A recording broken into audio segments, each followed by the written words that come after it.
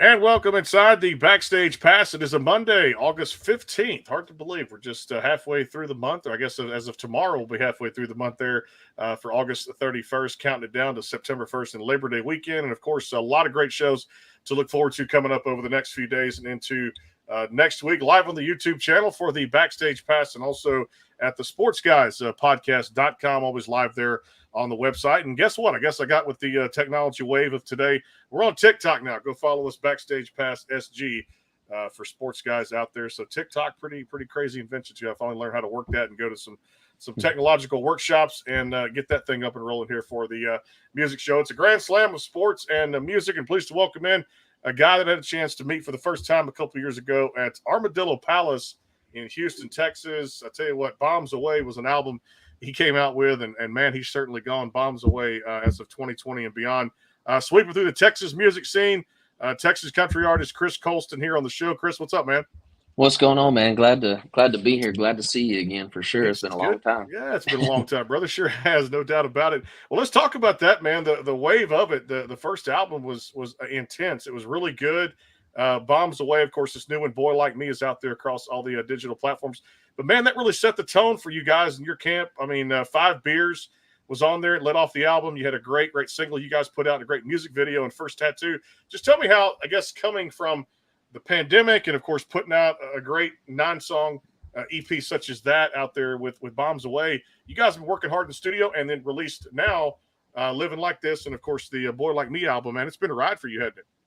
It's been crazy, man. Yeah, I think, 2020 COVID was rough, obviously, on everybody, especially, not just the music industry, we all know, but, medical industry, and it just affected so much. And, it was tough for us because we put out 5 Beers right in the middle of that. And I think there was an advantage to that for sure, because everybody was on their phones just seeing stuff that was just constantly negative, and and then they scroll across and they see a video of us drinking beer on the lake, having a good time. I think it made people realize, oh, that's what life used to kind of be like. So it definitely helped with our momentum for sure. And then it was tough coming out of it, though, for sure. But now we got this new record out, and it's doing its thing. It's doing well. And I think the goal is just to keep putting out good music and more music videos and just showing the world who I am, Yeah, you show the authentic side and everything you've written and put out there, man. A lot of great songs, and I thought Dirt in Dallas really kind of led off this album very well. Take people through the process of making Boy Like Me, man. This is a very special record. A lot of cool songs on there, and for first-time dads, including myself, you're going to melt with Boy Like Me, no doubt. This had to be a very special project for you guys in your camp too, right? Yeah, man, it was a long process. I think I've been working on this thing for over a year and a half, and I've been going back and forth to Nashville with my publishing deal up there and really trying to hone in as being, not just an artist, but, a songwriter as well. And I've got 3 or 4 songs that I co-wrote on this record, and some of them were outside songs that I cut that were just so me to the T that I just had to cut them even though I didn't write them, and I think that's becoming, more acceptable now these days. A lot of artists are doing it. A lot of artists have been doing it, but yeah, man, it took a year and a half of me going up there and writing songs and coming back and getting good songs, getting bad songs, and just trying to handpick the ones that we thought that were going to be the best for the record and the best for the fans. And Boy Like Me is a special one, obviously, and that was just one of those days where everything just came together, and we just knew immediately we had to put on the album. So it turned out really well. I'm proud of it. The writing is phenomenal too, and I love that one in particular with Boy Like Me. And I guess being a dad, and a lot of people can say this, it does change your life for the better. To have a little one come into your life and somebody else to take care of beside yourself at the same time. Yours is still young. You mentioned that song. I mean, it had to be on the album. Did it just come naturally through that writing process? Did you kind of think about this kind of before fatherhood, after fatherhood? When did this come about? Man, I think it definitely came a little, I would say a little before fatherhood. I knew that, in between going back and forth to Nashville and writing these songs, we had found out that we were going to have a little one and a little girl. And I knew that I needed, my producer was talking, my manager was talking, it's like, hey man, we kind of need we've got all the driving, high energy songs on this record. We need something that's a little, more serious or a little bit more sentimental. And I was thinking, man, I got this idea. Like, I think my little girl deserves a song on the record. And so I called up my buddy Jordan Walker, who also wrote 5 Years and wrote a lot of songs on this new record. And I said, hey man, like I know you have a little girl, and I want to write a song for my little girl, and I think that's what I want to do when we come into the room next week. He said, absolutely, I'll think of some ideas. So we got in there with another guy named Kenton Bryant, and Kenton said, man, what if the title's like, what if it's like Boy Like Me? And then Jordan looks at him and says, oh yeah, God will give a girl like you to a boy like me. And I'm sitting there like, yeah, that's it, and that was the hook. So we got that really, really quick, man. We wrote the song in like less than 2 hours. I think it was one of those that just came together. It was emotional, man. It was hard to finish because I'm like, you guys don't realize how much this song is me. So those guys really helped me pen this song. And I think, those guys should get the credit too. The songwriters don't get enough credit, Sure. and those guys went into a room, took my life situation and helped me put it on paper. So they deserve all the all the hype for sure. That's pretty cool. Have the biological newborn baby, and then have the newborn baby from the song too, to put all those great lyrics together. No doubt too. I tell you, man, one that really hit me hard, no doubt, on this record, which came out, I know, July 29th for you guys. Been doing well over the summer. Living Like This. I mean, let me tell you something. Growing up in the country, doing those things, that's just how it is. The generation before you did it, the generation currently now is going to continue to do it. My daughter's going to grow up in it with hunting, fishing, everything like that. And that's just a special song for you guys. And I know it got a great response from the fans too, right? Yeah, man. To this day, it's one of our favorites when it comes up in the set, because we kind of, for a live show, it's so easy that we love to teach the crowd to sing it back to us, because it's simple. It's we gonna drink, we gonna yell. So we do that spiel in our set. We gonna drink, and they go, we gonna yell, because it's so easy to remember. And it's like, I remember the first time we played it in front of Casey Donahue's crowd in Denver, and they just went nuts. And I was like, okay, that's when I knew this song's going to do great on the record. So, and it's me, to a T. I was literally hunting last night. So I grew up hunting and fishing, just like in that music video. That's the lake that I grew up fishing on, that I still fish all the time. All the wood scenes, that was at my deer list. That is my camper. I try to keep everything as authentic as possible, and I've hunted that same piece of ground for 12 years now. So yeah, Living Like This, I knew I was a little skeptical at first about it, because I didn't know it kind of came off so simple that I didn't know if it was like good. But when we started playing it live and transformed it to the live band feel, I was like, this song has got a lot of energy and people are going to love it, and they have. It's one of our favorites to play live. I can't wait to get out there and see it again, no doubt. Y'all also released a great single called Hate Me in My Hometown that got a huge response from fans out there, both the live shows and, of course, across all the different digital platforms to listen to. A very special song. Take me through the making of Hate Me in My Hometown, because I thought it was another one of those great up-tempo, just down-home good country songs. Yeah, man. First of all, I'm just a sucker for anything that talks about a hometown, just because I'm a small-town kid. So it's funny, like if I could write those songs every day, I could. Unfortunately, I got to, put a little diversity in there every now and then. But yeah, we went into a room. It was my buddy Jeb Gibson and Troy Cartwright. Troy's another Texas guy. He lives in Nashville, originally from Texas, and Jeb is from Georgia. And we're all, most of us are from small towns. And Troy actually came in with the title. He said, I got this title, man, called Hate Me in My Hometown. I said, I love it already. And, it's simple. It's about someone going through a breakup in a small place. I knew several people that went through it. It's tough because you split up with somebody in a town that small, man, and everybody knows everybody. You're going to run into that person's parents or their family members, and you get some crazy looks, and you never know what story is being told, if it's the right one or wrong one, but you can't do anything about it, and it's a struggle. So I really wanted to put that out, because I felt like it was relatable to a lot of folks. A lot of cool songs are starting to make a comeback. I know vinyl's still there, and you put albums like that out that you guys have done with all this hard work and telling those stories. I know you're a very passionate songwriter, but it's so good, Chris, to see in this industry right now that the old school country is starting to make a little bit of a comeback. Would you agree? Yeah, for sure. I think people are leaning more towards just whatever makes them feel like. People are being a lot more honest, like just the fans, I think in general, being more honest with themselves too, and saying, how does this song make me feel? If it's a real life situation that they're going through, then yeah, like we love this. We're playing this because this happened to me last week, and so I've been trying to lean towards more of that in my songwriting, of just real instances. I've got another song that I haven't even played on my guitar yet because we just wrote it last week. I got one about my granddad, about unfortunately, he's getting older, and that's my hunting partner, and he can't hunt with me anymore, and so that really tore me apart. I got to thinking about the other day, and I wrote a song about it. I was like, this is real stuff, especially what the Response Boy Like Me got, just a real situation about being a dad and how much it changed my life, and people related to it. And I was like, well, here's another opportunity right here to hit them again with some real life stories. So yeah, I think country music is making a comeback for sure, which is great. When you look at musical history and growing up in it, I mean, do you think back to those days after putting out all these great songs and going through the career you're having now on the Texas country charts? You think back to the days where your stepfather had signed you up for drum lessons and led you to picking up the guitar? I'm sure you think about that every day, right? Yeah, man. Sometimes you don't think about it, but sometimes you're on the road and maybe you're down or maybe you're excited. You're like, dang, look how far we come. Like we could still be, driving around in a pickup truck on the way to the deer lease, knocking on every, bar that had a stage to try to get into and leaving cards in the door. And we did all that, or a CD. And fortunately, I'm not at that place anymore. We've grew a little bit since then, and I'm thankful for that. But I don't forget those times for sure, because they were tough, and they can really remind you to be thankful where you're at right now for sure.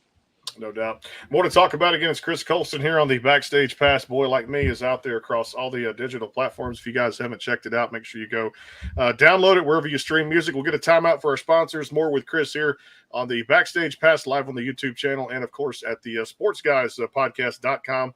And definitely got some sports talk coming up too, because I know Chris is a huge football fan. I've asked him several times too. We'll talk some football. Fantasy drafts are coming up too as well, and a whole lot more here in the rapid fire segment. Coming back on the Backstage Pass, more with Chris Colston. Hang tight. The Bangtail pour is comprised of a sweet corn mash base. The front has a subtle sweetness and not too sharp. It has notes of a medium char or white oak for a smoky flavor in the middle, and the tail has a super smooth and warm finish.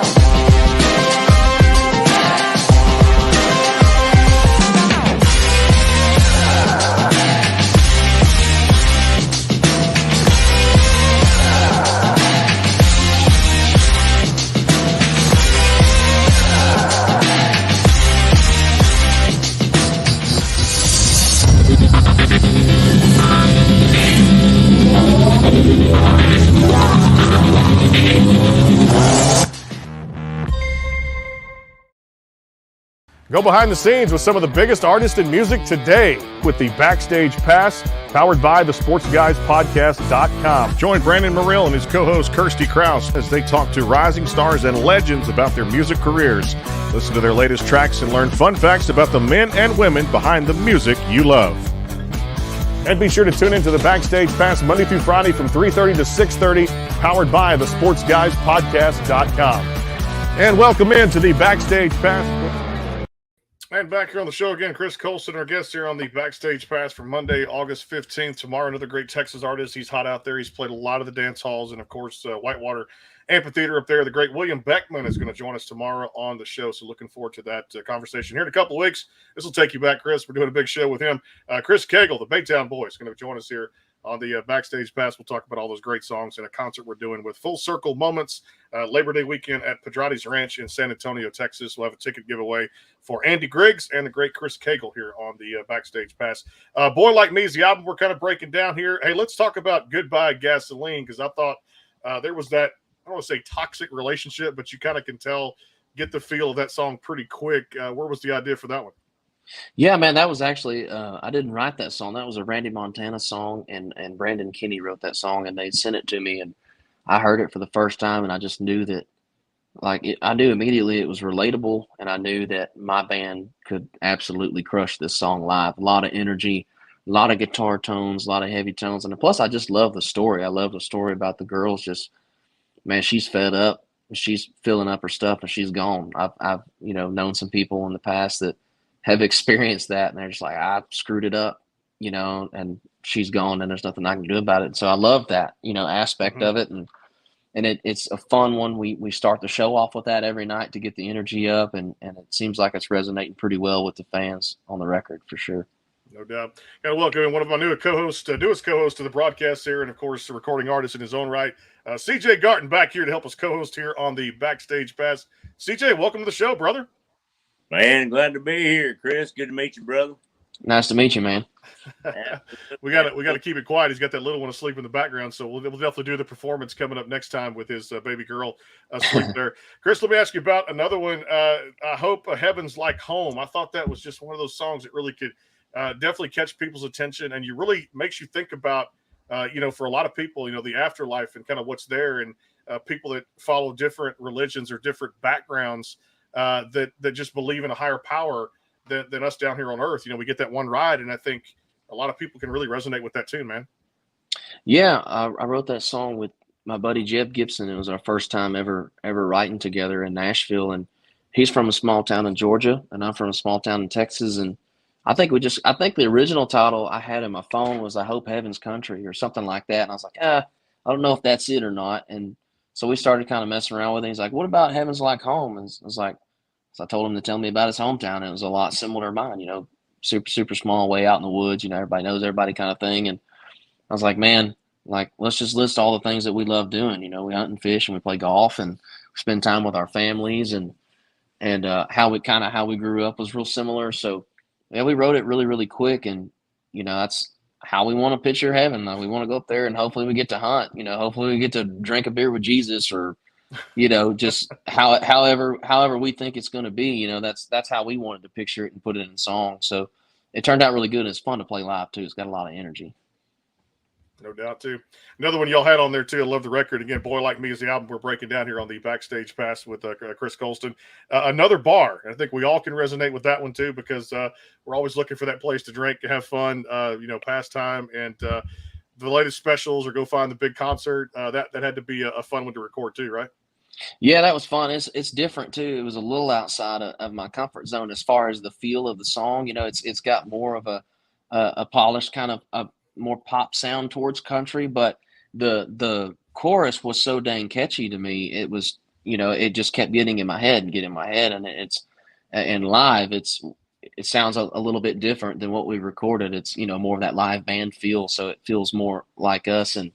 But the recording, it was great. We were thinking that may be a great song to take to radio. And but yeah, another bar, man. How many people have been through that? I was thinking about it the other day, just showing up like, God dang it, that person is here, and it ruined my entire night. Like, what are the chances we run into each other and there's nowhere else to go, so we might as well sit here and drink and get over it, And so I've seen it so many times. I've been in the bar, and and then those two finally get drunk enough where they just end up talking to each other again, and it's a bad situation all around. So that's why I recorded that. I just thought it was so relatable. All these people that have been through these knockdown dragouts, and then they can't help but just wind up at the same place. It never fails. Yeah, I can only imagine that too. What were you saying? I couldn't hear you. Place in the world. Yeah, yeah, right. Your hangout, man. It's I wrote a song about with some gals. It's called "You're Making Dallas a Real Hard Town," and it's like that. They break up, and you think it's this great big area, but you guys both frequent the similar areas. Next thing you know, you find yourself with the same friends, same group, same crowd in the same place. Right. And we've all felt that, Yeah. And I grew up in Bristow, Oklahoma, on a small cattle ranch. So I bet you, our graduating class was like 89 people or something. Yeah. And that's even smaller than where I grew up. So it's funny, the differences in small towns too. But no matter how small they are, like I said, he knows too. Like, everybody knows everybody, which can be a good thing too. But sometimes it's like, I really don't want that person knowing all my business, On that, they know what you drive. You in trouble already. Absolutely. Hey, what's it been like, going from the place where we got to meet there a couple of years ago, but stepping on these bigger stages, Chris, for, Eli Young, and you mentioned Casey Donahue, but Parker McCollum, several of these great performers have been on the program, but going from, like you said, playing everywhere when you're young and just taking gigs where you can get them to getting your quality gigs out there and stepping on not just stages, but big time dance halls and big time amphitheaters in the state of Texas. What's that feeling been like for you? Man, it's been great. I've always been, so thankful for the friendships I've built with guys like Casey Parker and Co. When I first started out, I was everywhere with Co. Like he took me all over from Texas to New York City twice, and so it's been great. Always fortunate to play in front of their crowds, because those guys have put in the work too, and they've built those fan bases. And, the goal for us this year is to step out, a little bit more on our own and, seeing the growth and traction we've done with our records. And it's been really cool. We got to play a lot of cool places, and we got a lot of, other places that are on our bucket list that we're still trying to hit. So I think we're always trying to grow, always trying to build that fan base, man. So we've been super fortunate. Y'all had a great song on the Bombs Away album. I mentioned it at the top, but I want to dive a little bit more into it. Actually, a couple of songs off there that really caught my attention. First Tattoo, let's break that one down too, because I know you guys, I believe, released that as a single to radio and then put that on the Bombs Away album, which was fantastic. I believe you also did a music video for that one too, right? I think we just did a lyric video for that one. Okay. I don't know if we did a full video for it, but yeah, that was a cool song too. That was actually, believe it or not, that song was written by Morgan Wallen in like 2014. So a lot of his early days too. And, for some reason, it kind of slipped through the cracks or whatever. And I just thought it was cool. I got tattoos all over, so, and it took, when I heard it, I was like, oh, that's cool. It's a love story. But I kind of also thought, how many people out there got tattoos that, that some are proud of, some are not. I know a lot of people that aren't proud of. And I was just like, that's relatable as all get out. And it was in my range too. And it was just something I thought was different. It was a different subject, and so I always try to do something that's a little outside the box. We put that on the record. It turned out good. Loved it, no doubt. Y'all also had another one off of there, Whiskey Sunset. I thought that was one of those songs that, made a lot of people may not know about if you listen to the record. But, of course, I'm not sure if y'all pushed that to radio or not. But to me, as a former radio host and a guy who worked at country radio for a long time, that's one of the ones I could have seen had it been pushed, or even if it was pushed. That was an easy top 10 for me. Yeah, that was like I go back to is just driving guitar heavy stuff. That's what my stuff is live, and it's full energy, and it tells a great story. And I want to say that we play that second or third now in the set, but it's just one of those. It's just that four on the floor kind of thing in the background, and just people love it. They like to feel that energy, with those heavy guitars on it. It's one of our favorites. Well, I know you got a lot of the goals coming up here as you guys set foot. I mean, the tour's going on for you guys too. Busy out there again. It feels good. It must feel good to be back on stage. We talked about that playing all those big venues, but to see those crowds come out there and just enjoy themselves again, drinking, having a good time, and singing those lyrics back to you. I know a lot of people were saying during the 2-year kind of shutdown, we never thought we'd be back in a position to even talk about this, but now we're maintaining success kind of moving forward for you guys. I'm sure there's the tour will continue, and of course, new music coming out too, right? Yeah, man, like we got the new record out, but I'm already back in town, back in Nashville all the time, writing new songs, looking for the next one. I just got back last week, so just trying to, stay ahead of the game and put out, more content, because everybody knows everybody's attention spans nowadays is so short. So there's already people asking when the next album's going to be out, and this one's only been out 2 weeks. So trying to, record more songs and continue to write. And like I said, just always grow and just, never let the foot off the gas if I could help it, When you look at all this talent out there now, I mean, it's just crazy. And I got to go there in February for CRS with the gang there with the team, and got to do the Omni Hotel and get up there for a country radio seminar. We're going back in 23, but so much talent to come through the curtain and walk through the halls, and got to meet so much now. This thing called country music is pretty popular now, Chris, with so many great names out there, not just from Texas, but also all over the country. What do you make of this crop of talent now for these great artists out there? Oh, dude, it's crazy, man. There's so many people out there that are doing that have their own path and own avenue. Some people are, killing it in music that it's kind of like you said, kind of being revived. That you hadn't heard that sound in a long, whether it be the traditional sound or the more Americana sound or just the right up the middle of the radio stuff. And it's amazing to me how many people are, hitting their specific avenue and just running with it, and it's working, especially on country radio. So it's cool to be in the field with a lot of people like that, and hopefully we'll be able to, push a big song ourselves to major radio pretty soon and give it our shot, and see if we can throw it on the wall, see if it'll stick. So we're looking forward to it. I think you keep putting out great songs like that you guys have done on the album Boy Like Me. One's several have stuck, and one's gonna stick for a major top 10 in the future. I've made some predictions here on the show, brother, but I'm gonna go ahead and just call it right now the way it is. Call a spade a spade. It's a lot of great songs like that, and country radio kind of reviving itself. And you've got one of your traditional country artists sitting to your left right there who knows great 90s music like yourself. It's definitely, you throw it against the wall, it's definitely going to stick. All right, I'm going to start rapid fire, Chris, a little bit different than what I've done in the past here. And this is kind of a new question. You're the first one to answer this one, so don't be shy with it. What's the kind of the song right now, or the last song you listened to on your playlist that was not a Chris Colston song? Probably If It Wasn't for Trucks by Riley Green. I love all his stuff, man. Earl Dibbles? Do what now?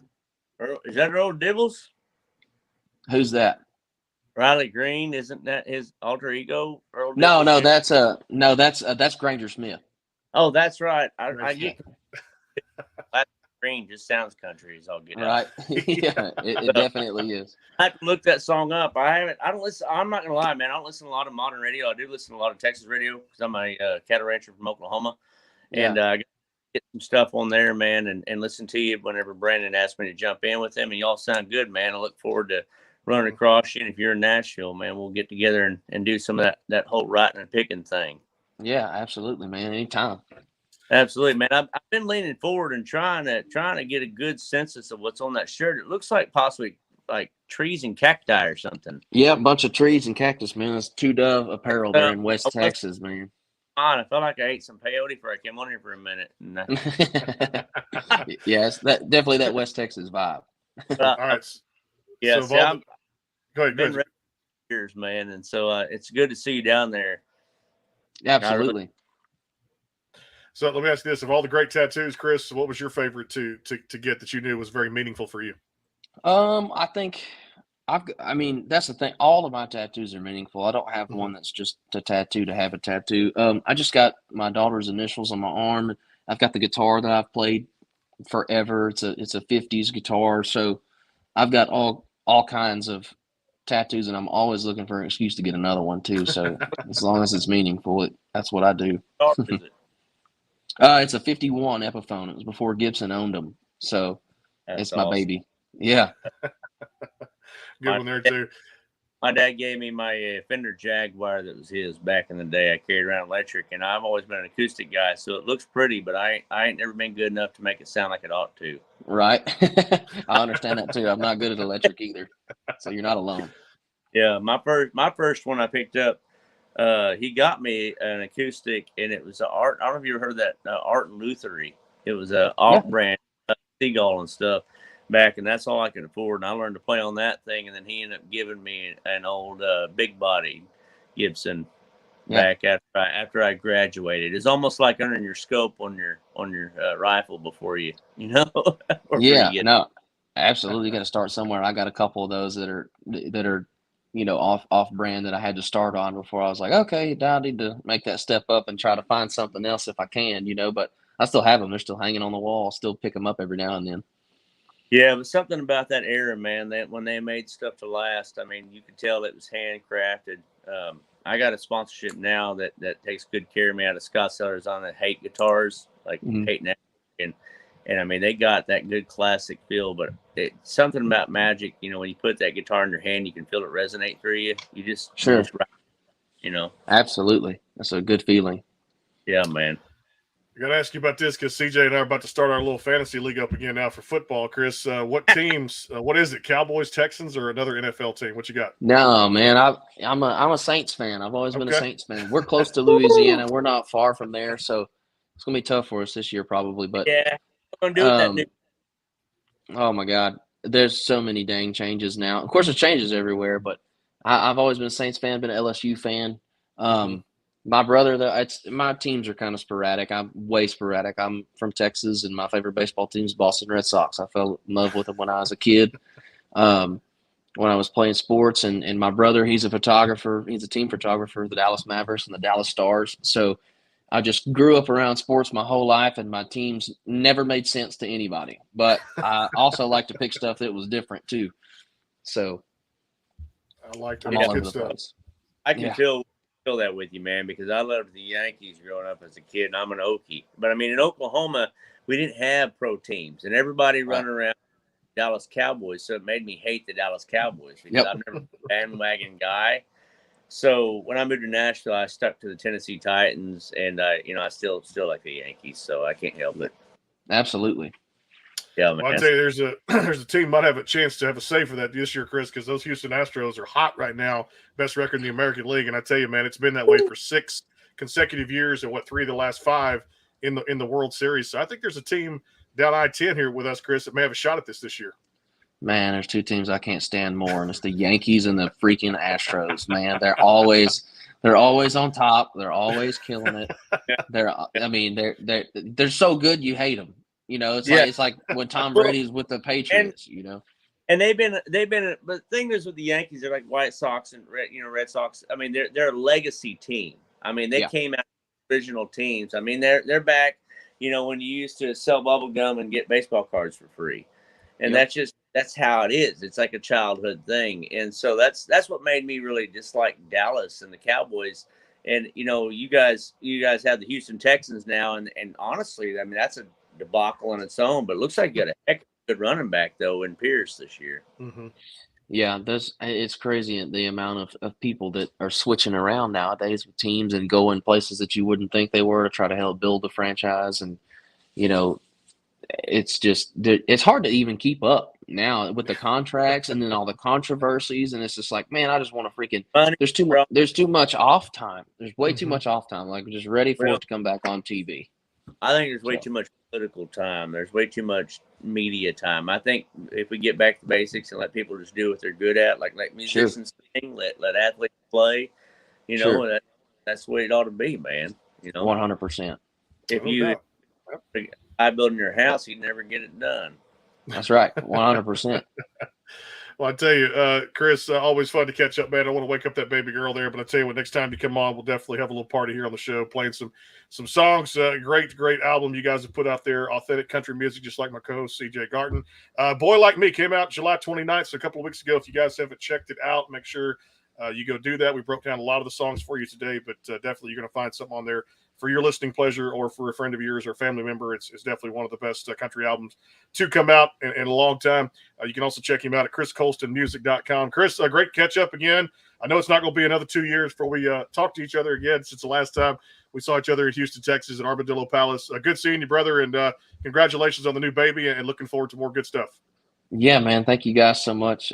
Nice to meet you, CJ, and we'll get together, and thanks for having me. And like you said, it better not be 2 years, man. That's way too dang long. So we'll get back on here. I'll play you guys some songs. So I appreciate you guys for having me. You got it. One of the best in the business out there. ChrisColstonMusic.com, and of course, Boy Like Me out there across all the digital platforms. Make sure you guys go check it out. Tomorrow, William Beckman on the show, and a special treat, Ryan Griffin coming by this week too as well, and also another great Canadian artist, Sycamore, coming by on Friday too as well, as we're countdown to kickoff coming up. CajunCountryRadio.com, the Vider Pirates at the Silsbee Tigers. Yours truly on the call, along with Robbie Lynn Steptoe and our good friend Kevin Burcato. You can listen to all the broadcast home and away games for the Vider Pirates coming up August 26th at the Silsbee Tigers. And, of course, all the home and away games can be heard on CajunCountryRadio.com. We'll hear from you guys tomorrow with William Beckman here, another great Texas country artist. Until then, have a terrific night.